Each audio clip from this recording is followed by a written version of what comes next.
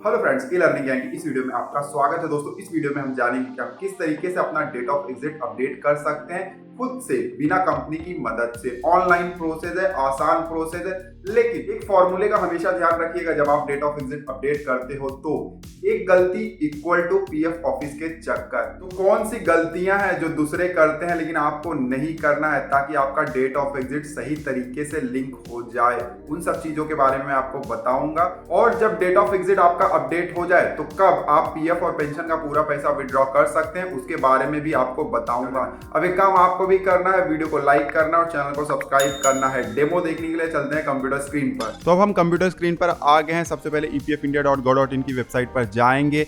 यहाँ नीचे online claim का ऑप्शन है, इस पर क्लिक करेंगे। नया पेज ओपन हो गया है। जल्दी से लॉग इन कर लेंगे। यह नंबर डालना है, पासवर्ड, और नीचे साइन इन का बटन है, इस पर हमें क्लिक कर देना है। लॉग इन करने के बाद इस तरीके से पेज आ जाता है। यहाँ लेटर पर हम पहले क्लिक कर देते हैं और इसको हटा देते हैं। डैशबोर्ड आ गया है। यहाँ ऊपर देखिए मेन्यू में व्यू का ऑप्शन है और उस पर जब क्लिक करेंगे तो सर्विस हिस्ट्री का ऑप्शन हमें दिखाई दे रहा है, इस पर हम क्लिक कर देंगे। क्लिक करते ही यहाँ पर सर्विस डिटेल्स आ गया है। 3 कंपनी हमारे केस में है, 2 कंपनी का डेट ऑफ एग्जिट अपडेट नहीं है, तो एक कंपनी का अभी हम कर देंगे डेमो बनाने के लिए। पहला गलती जो आपको नहीं करना है, काफी लोगों ने ये गलती कर दिया हुआ है, मैसेज भी मुझे किया, हमने कंपनी तो नहीं छोड़ा हुआ था लेकिन पूरा पैसा निकालने के लिए डेट ऑफ एग्जिट अपडेट कर दिया। ध्यान देना, अगर कंपनी आपने नहीं छोड़ा हुआ है और डेट ऑफ एग्जिट आप अपडेट कर देते हो तो आपका पैसा भी नहीं निकलेगा और साथ ही साथ डेट ऑफ एग्जिट को फिर से रिवर्स करने के लिए बहुत ज्यादा प्रोसेस करना पड़ जाएगा। जिस कंपनी में आपने जॉब छोड़ा हुआ है उस कंपनी का ही डेट ऑफ एग्जिट आपको अपडेट करना है, ठीक है। उसके अलावा एक और बहुत बड़ी गलती हम सब करते हैं जिसकी वजह से हमारा पीएफ का पैसा अटक जाता है। हमारा जो दूसरा कंपनी है उसने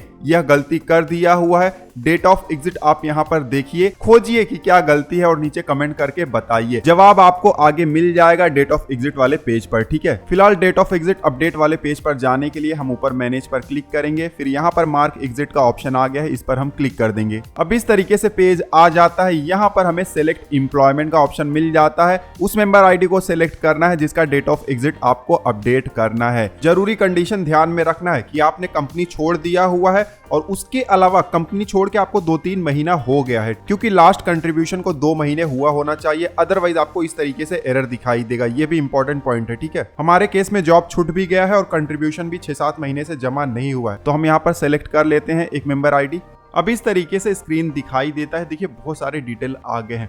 ऊपर देखिए मेंबर आईडी दिया गया है, फिर नाम दिया गया है कंपनी का, और उसके बाद लास्ट कंट्रीब्यूशन कब हुआ है। अब ये जो लास्ट कंट्रीब्यूशन का मंथ है वो बहुत ही ज्यादा इंपॉर्टेंट है। हम जो भी डेट ऑफ एग्जिट यहाँ पर अपडेट करेंगे इसी मंथ में से कर सकते हैं। अब ये जो मंथ है इसको आपको कंपेयर करना है पीएफ पासबुक में जाके। बहुत बड़ी गलती लोग करते हैं, अपना डेट ऑफ एग्जिट अपडेट करने से पहले आपको अपना पासबुक जरूर चेक करना है। होता क्या है कि आपके पासबुक में जो लास्ट कंट्रीब्यूशन होगा उसी के हिसाब से ही आपको पीएफ पोर्टल पर भी लास्ट कंट्रीब्यूशन मंथ दिखाई देता है। अगर पासबुक में ठीक से आपका लास्ट कंट्रीब्यूशन जमा नहीं हुआ है तो आपके पीएफ प्रोफाइल में भी डेट ऑफ एग्जिट अपडेट करते समय जो लास्ट कंट्रीब्यूशन मंथ दिखाई देगा वो भी रॉन्ग होगा। इस बात का हमेशा ध्यान रखिएगा।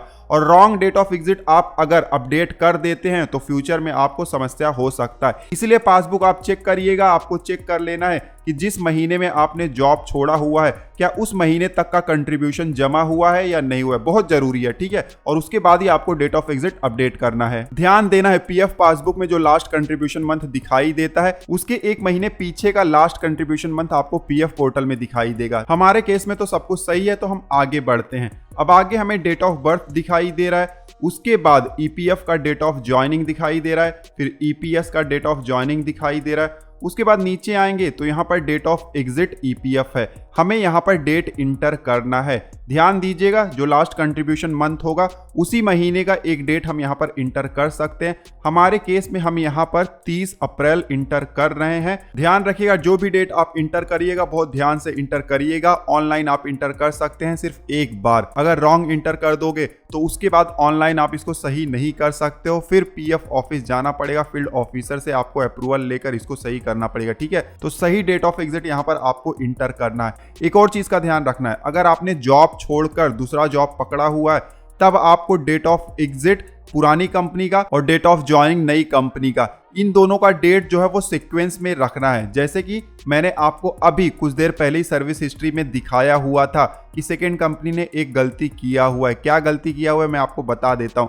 यहाँ पर डेट ऑफ एग्जिट देखिए 30 जुलाई 2021 है और जो नया कंपनी ज्वाइन किया गया है वो 30 जुलाई से पहले ही ज्वाइन कर लिया गया है। तो रॉन्ग डेट ऑफ एग्जिट यहाँ पर इंटर कर दिया गया है। सही डेट ऑफ एग्जिट यहाँ पर मैक्सिमम 25 तारीख होना चाहिए था। ठीक है, तो ये गलती आपको नहीं करना है क्योंकि पैसा रुक जाता है, पैसा आप विड्रॉ नहीं कर सकते अगर ये गलती हो जाता है तो भी। ठीक है, अब आगे जाएंगे, रीसेलेक्ट करेंगे date of exit. Same date of exit हम इंटर कर देंगे 30 अप्रैल।